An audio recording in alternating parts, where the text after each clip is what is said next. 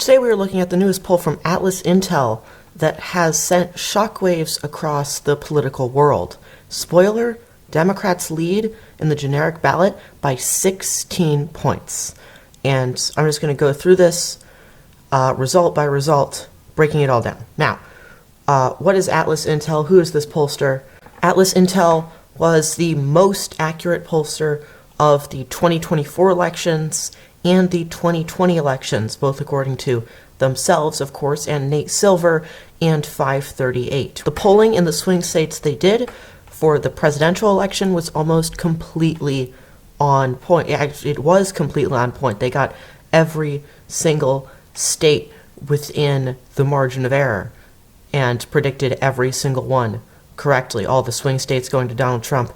They were one of the few pollsters that projected that Trump would have won the popular vote. They said he would win by 1.2. He won by 1.5. So I take these numbers very seriously. We have a 2% margin of error, 95% confidence interval, sample size 2,315. Now, presidential approval rating. Donald Trump is at a 39.3% approval rating, which is the lowest he has ever polled with AtlasIntel. Now, there was talk that he was actually on the rebound here. Even the Decision Desk HQ polling memo, that was the memo that they released on December 16th, that Donald Trump's approval rating was going up at a very fast rate, but that is obviously not the case. Looking at all the AtlasIntel polls that have been conducted, they really haven't been too far from the average. Say, when they polled in September, they had him at 47, and in that September, he was at around 45. So they actually had him higher in September than the average, but when it started to go up, it's right back to those November levels, even lower than before. And the crosstabs do not look good for the president. He is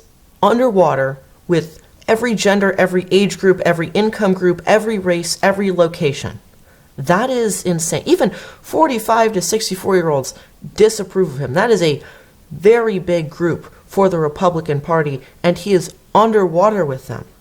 13% of not Republicans, but of his own voters disapprove of him. 16% of Republicans disapprove of him. And this isn't fueled by people just mildly not liking his decisions. It is fueled by a lot of people, 58.3% saying that he has done a poor or very poor job, with only less than a third saying that he has done at least a good job, with 10% saying he has done a regular job. And again here, 10% of Donald Trump's voters say that he has done a poor or very poor job as president. That is not good news for him. He is underwater on everything by more than 15 points. Even his strongest issue, immigration, 54% disapproval. Defense, 51% disapproval. All the way down to deficit, healthcare, environmental protection, corruption, education. He is underwater by around 30 points. Looking at the issues here, we still see inflation, economy, democracy, healthcare up there that the Democrats have really been able to capitalize on and put their positions in. Republicans are still going to go in on that immigration, and that they're doing good with removing illegal immigrants. But that's still not very popular with the American public, and we've talked about this before. And here's the big one. If the midterm elections for the House of Representatives were held today, who would you be most likely to vote for? 54.4% say the Democratic candidate, 38.4% say the Republican candidate, 6 don't know, 1% would not vote. This is a 16% advantage for Democrats.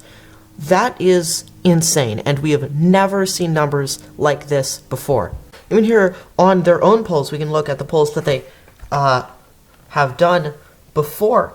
They had Democrats up 9, up 8. So it was pretty consistent, being up around the same, that they won the popular vote in the 2018 elections when Democrats wiped out Republicans in Trump's first term.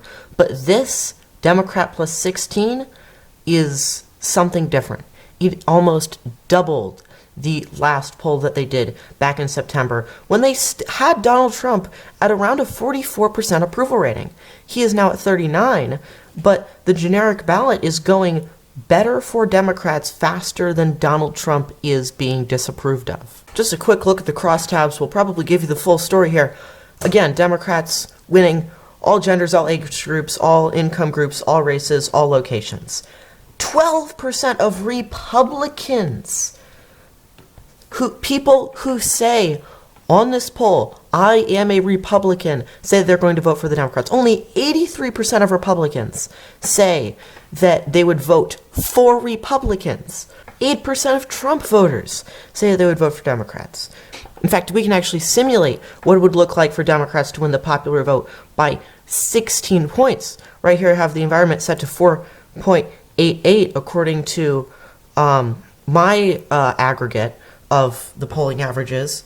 But if we set that to minus 16, Democrats win 285 seats, 5 short of a national supermajority.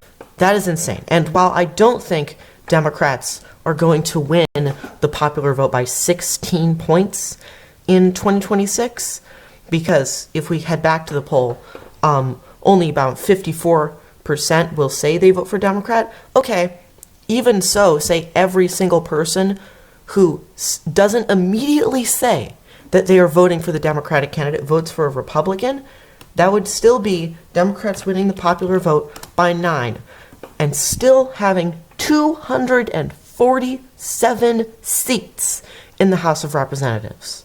Excuse me for when I said that people thought Republicans would do better on immigration, because they're behind 7 points on it. Democrats lead every single issue except for crime. They lead environment, healthcare, education, economic inequality, democracy, trade policy and tariffs, employment and the job market, inflation, cost of living, foreign policy, immigration, taxes, and defense. Even defense, they lead 3 points on. If Democrats really do lead the popular vote by 16 points, the Senate is almost certainly in play. They can hold Michigan, they can hold Georgia, they can hold New Hampshire. If they can flip Ohio, they can flip North Carolina, they can flip Maine, and then people are talking about, okay, maybe they can get a Senate majority. Maybe Dan Osborne wins. Maybe they get Iowa, Texas, Alaska. These are the kinds of things that you, as a Republican, really do not want to be on the table when you have the potential to lose 7 seats, and it's even a possibility. All right, well, if you want more updates, please consider subscribing. Thank you for watching. Goodbye.